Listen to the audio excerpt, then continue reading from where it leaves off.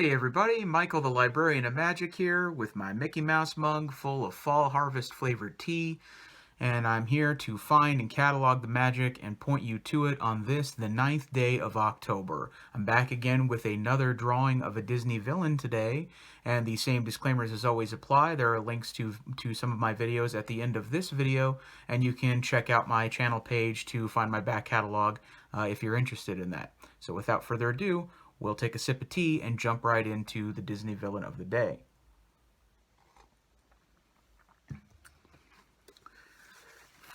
Today's villain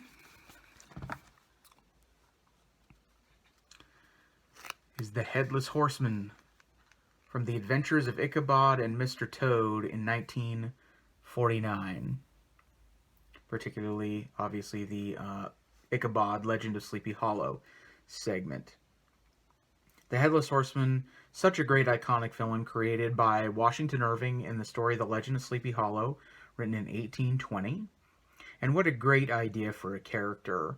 Supposedly a Hessian soldier who was decapitated by a cannonball during the American Revolution. The Hessians, if you're unfamiliar, were German soldiers who fought alongside the British during the American Revolution.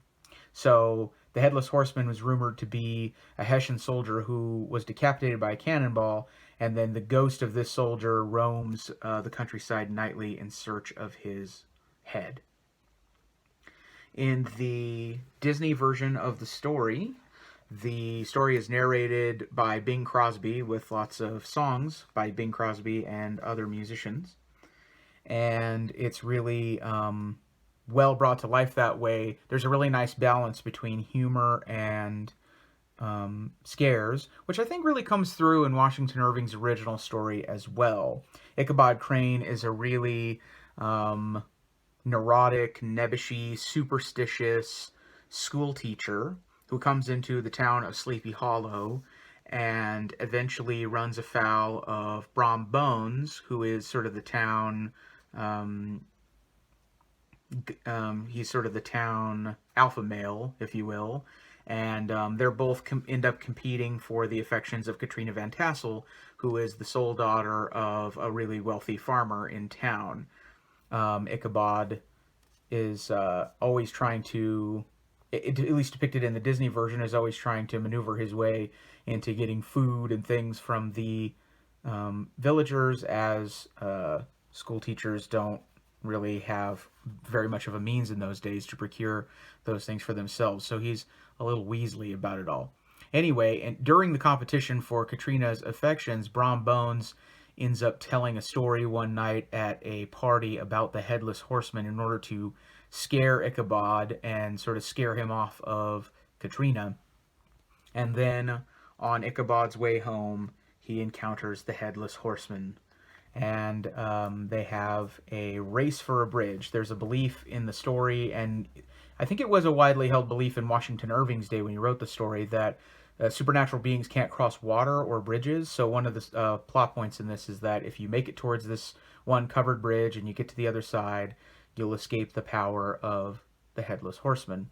So there's a really lovely, tense scene at the end where the Headless Horseman gives chase to Ichabod. And it's really funny and also scary. The Headless Horseman is scary. He has a great laugh, a great scary laugh that I could never do justice if I tried, but it's really excellent.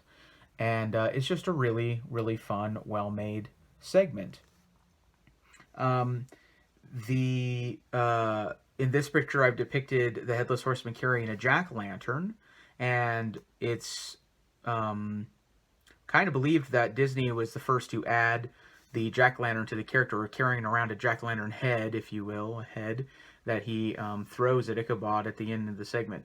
It's not mentioned at all that he's carrying anything like that in the original story, but the story does say in the end that all that's found the next day after their encounter is a shattered pumpkin on the ground and remnants of Ichabod's saddle and his hat. So maybe that's where Disney took their inspiration to just have him carrying a jack-o'-lantern. The original story leaves it open to interpretation as to whether or not Ichabod escapes the Headless Horseman, or even if the Headless Horseman is real or not. there is room for interpretation in the original story that maybe it's Brom Bones in disguise, and he's trying to scare off Ichabod Crane from the village. Um, and the Disney movie version sort of has that same style of interpretation. Um, in the end, there's just the remnants of the shattered pumpkin and the horse walking around without a rider on it. So I don't know. You tell me. Maybe comment below. It's up to you. Did Ichabod escape, or was he taken down by the headless horseman? Is the headless horseman real, or is he Brom Bones in disguise? All we really know is, within the Disney canon of animated features, the Headless Horseman is the only villain to be victorious or triumphant in a movie. He doesn't die, and he achieves his goal, one way or the other, of catching up with Ichabod Crane. Great movie, paired nicely together with The Wind in the Willows, an excellent Disney animated classic, and a great one for the Halloween season.